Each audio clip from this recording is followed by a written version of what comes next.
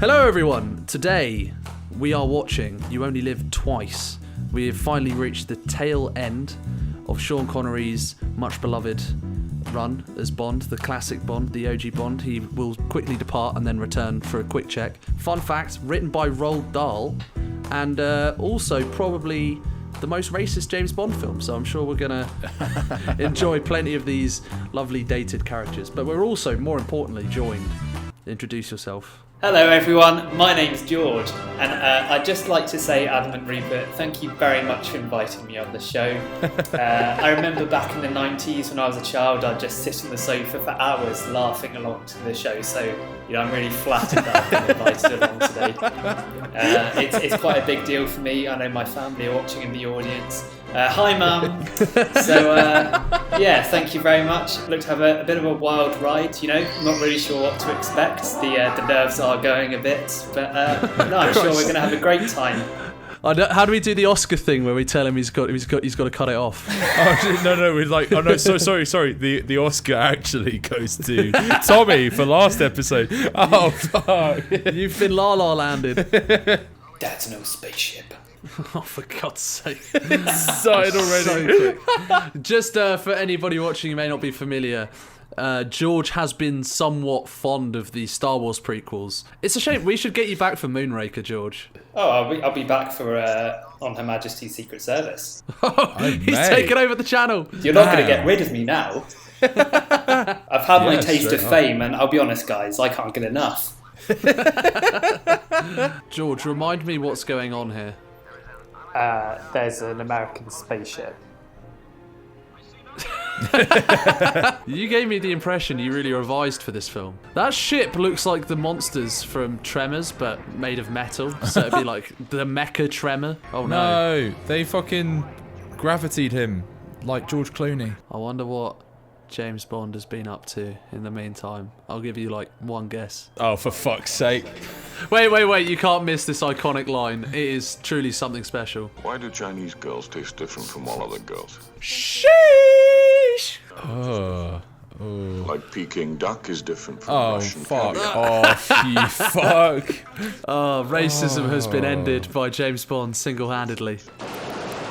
I remember this. That is hard. That is a pretty hardcore way of opening. I just wish he didn't refer to her as Peking duck. My God, he's dead. Well, at least he died on the job. He'd have wanted it this way. Those guys like, yeah, he was a horny fuck. Yeah, I mean, he would have wanted it that way.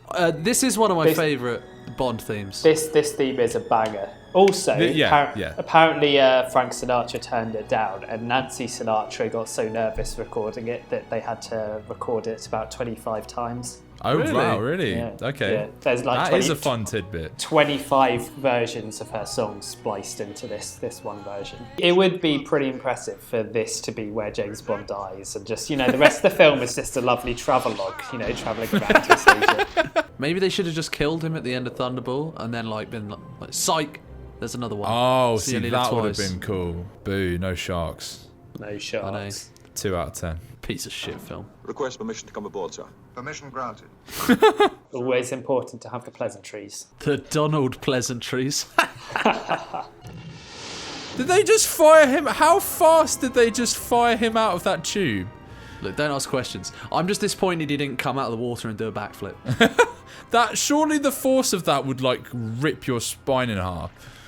Not if you're James Bond. I just feel like we need to address how violent of an exit that is from the submarine. It would be better if they were like, we need to find out what happened to this space probe. So we're going to launch you from the submarine into the atmosphere.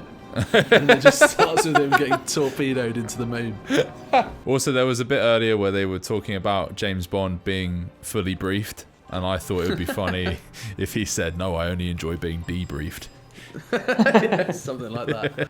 What I quite like about this film is obviously it's Hollywoodized, but it's quite an interesting sort of look back into 1960s Japanese sort of culture and the world at that time. There's something that the fashion doesn't get a lovely. lot of traction. Obviously, Japan had the huge cultural impact of the 90s and anime and Pokemon since Oh my then. god, we just saw a lot of that guy's gooch. Sorry.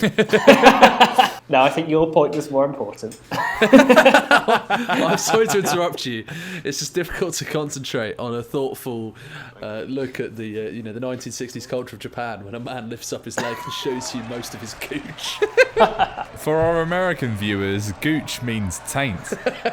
They ain't that big. They could have got some way beefier sumos, I feel. Yeah, these guys, I reckon I could have them. Yeah. Yeah, I back you a bit. Thank you.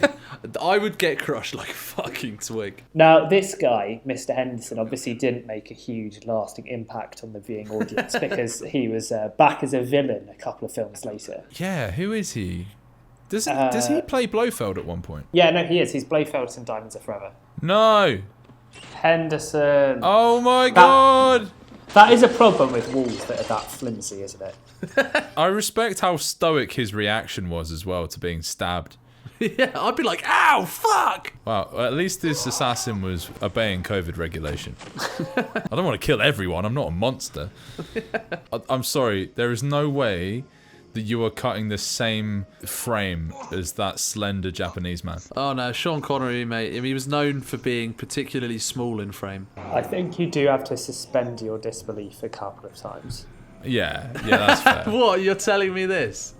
With the helicopter sequence coming up later on. Right, okay, George, at this point, how has he not noticed? Wow, you're at least 5 stone heavier than you were last time I carried you into this building. I mean, that guy does look pretty yoked, to be fair. Good evening. I think that guy is The Rock's grandfather. No way. Alright, that's something I'm absolutely fact checking. If that's true, that's fantastic. I just don't know if I rate Connery's chances against this guy. He was indeed the grandfather of The Rock, and he was a Samoan pro wrestler. That's Oh, so mental. sick. This is a dope scene. This is great. I like that they're not putting music over it as well. Oh, apart from that Well, little there's sting. a little sting is not the same. You know. No, I like that though. I like that. Priorities in order, as per. I will say the way the alcohol's positioned in that cupboard would have me very scared. It's got no like rail guard, so every time you close the door, it would potentially fall off. It just shatters everywhere. For more quality film analysis like this, please follow us at Internally Screening at youtube.com. Do we know if Connery like hated the franchise at this point? Because he was sort of in the process of falling out of love with it, right? Yeah, apparently he hated some of the production crew so much he refused to act with them on set. Oh wow. Really? Yeah. He did a full Christian Bale. It's fucking distracting. Oh, good!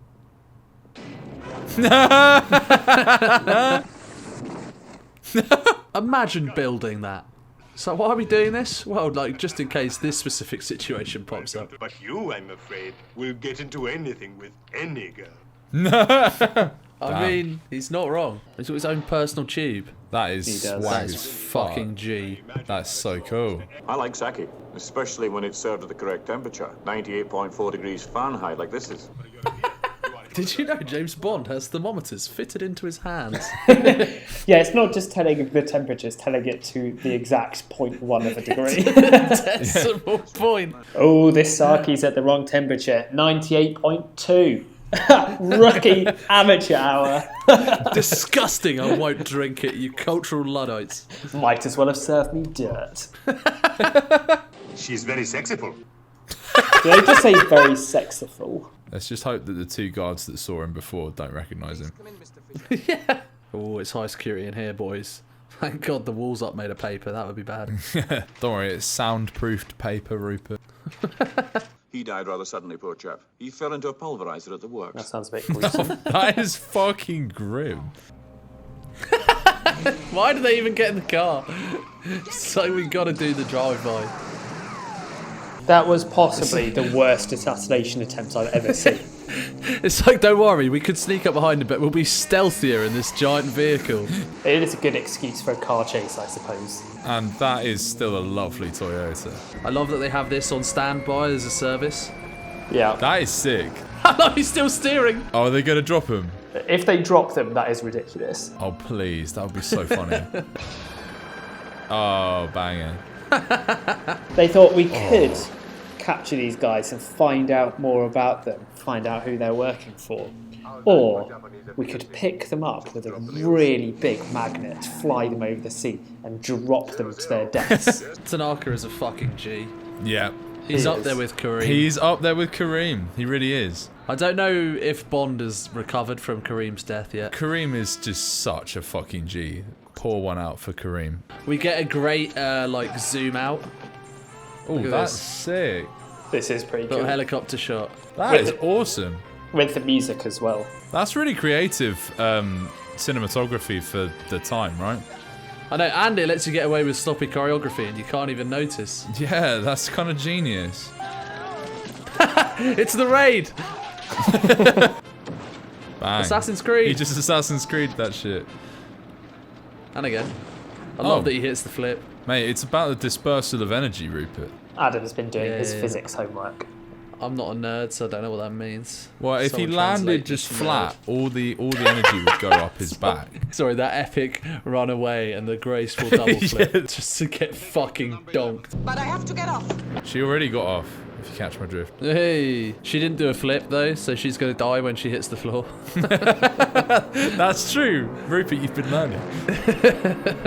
Again, it's another really efficient way of trying to murder someone. I know! People never learn that lesson with Bond, do they? Also, I could be wrong on this, but I'm somewhat sure that planes don't make that noise when they descend really rapidly. That's just what German planes in World War II would do, because the Nazis equipped the planes with whistles on the wings. Right, yeah. So that when they would dive bomb, it would, like, be terrifying. Yeah. The Stuka. They were called the Horns of Jericho.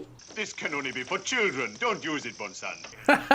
Look at this little bitch helicopter. Take a proper one, you nerd. I think this gyrocopter was a real thing. Like, they did actually have one that worked. Really? Yeah, that this is real. I mean, that looks legit, doesn't it? I mean, I think you're right, because that doesn't look like a miniature. That looks like a real thing. Amazing. Imagine just having that in your garage, just like whipping it out like, oh, I'm off to Tesco's, boys. Meow.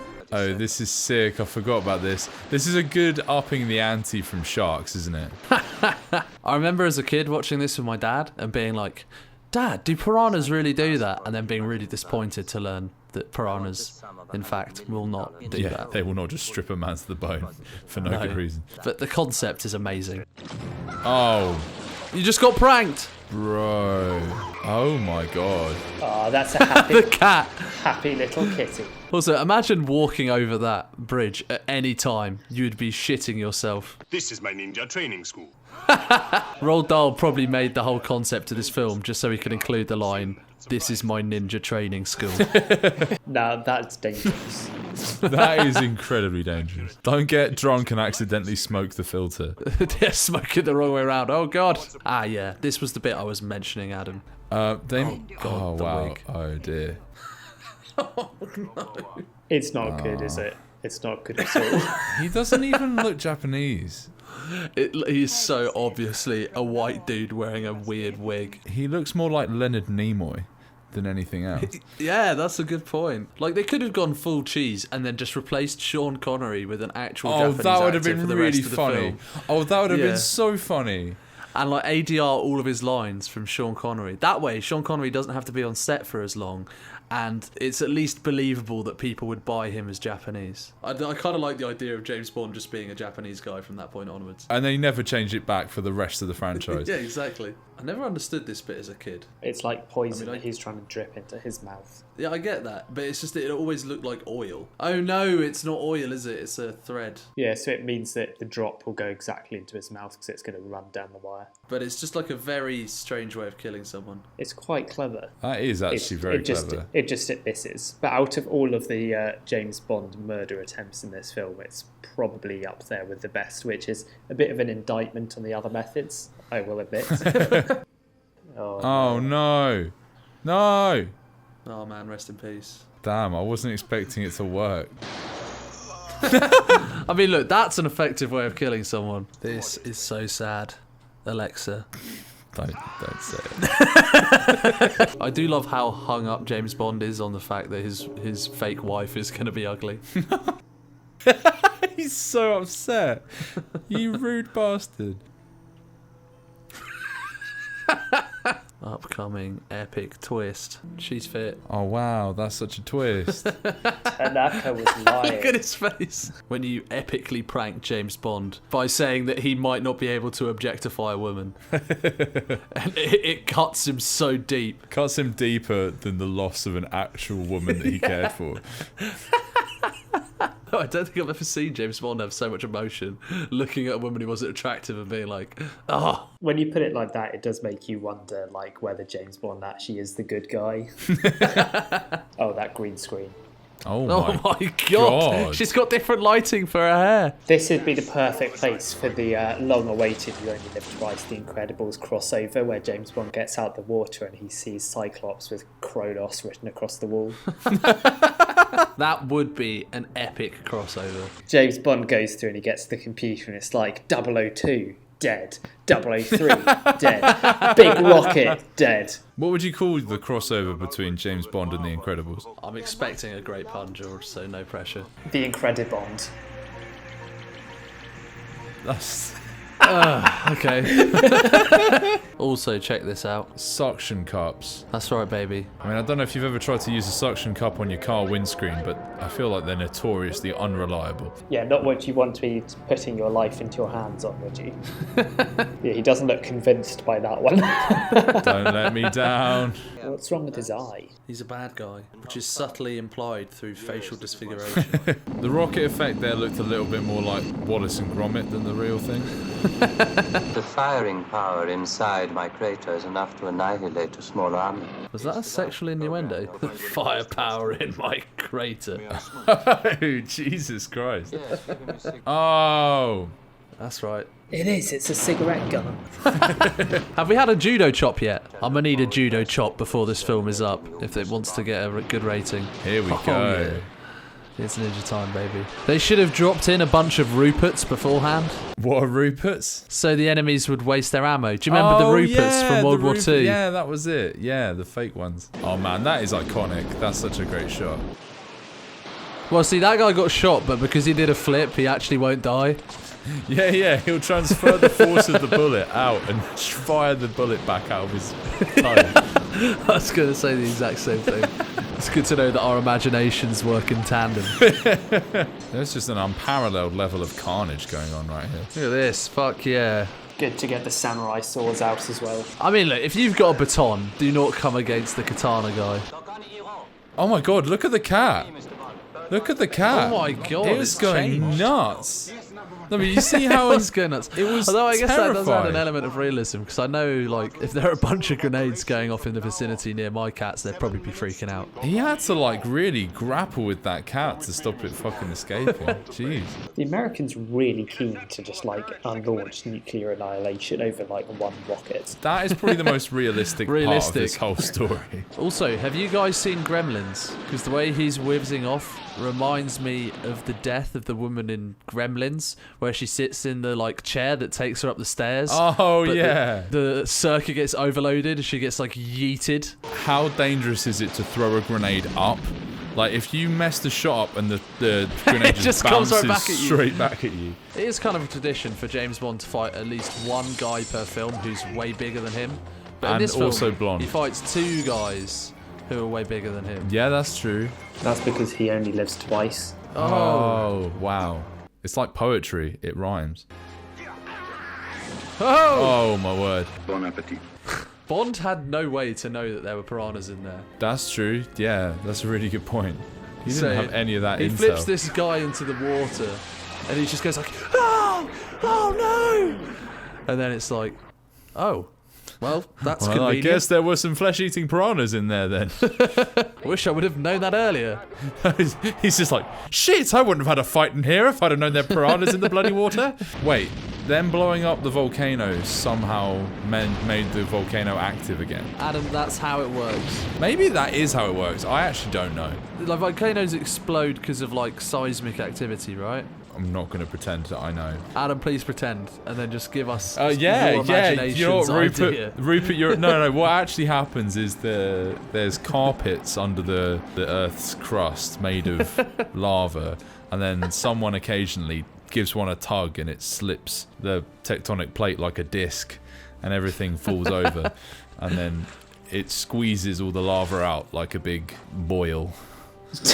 Nice. That is a lovely image. They should really all have been burnt up by the volcano there. Like, in real life, that volcano would have just, like, got all of them. Yeah, it would have. It would have boiled the water and killed everyone. Well, also, like, if you breathe in the ashes, don't you get completely killed? What all Yeah, there is pyroclastic probably flow that. as well. Yeah, basically all of it would kill you. Oh, and there we are. Bang. Great film. What are we saying, boys? Analysis, thoughts, feelings. Very good. A lovely trip into sort of 1960s travel films. Lovely nature documentary. Got some lovely views of the nice Japanese coastline. A rousing success, I would say. Yeah, I enjoyed that a damn sight more than I expected. I actually think that was probably better than a fair few of the Sean Connery films for me.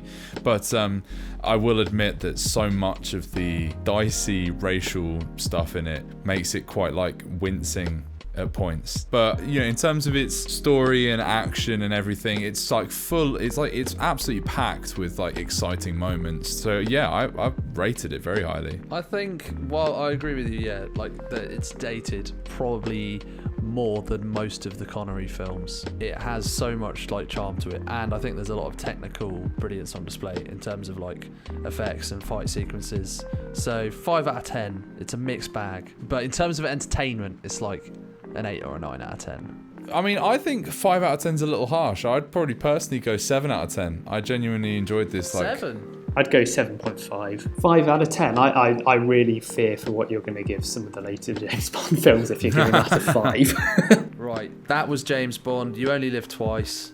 It's internally screening. If you liked this video, press like right fucking now. If you dislike the video, press dislike, because it's functionally the same in the algorithm. You fucking loser. Subscribe. Check us out on Spotify. Say goodbye to George. And George, sign off. What are your words to the people? I'd just like to say appearing on this show was everything I thought it would be. It was a magical experience, and I've loved every minute. Thank you, Rupert and Adam, for having me. And you're not going to get rid of me now, so prepare to get very, very bored of my slightly nasal voice.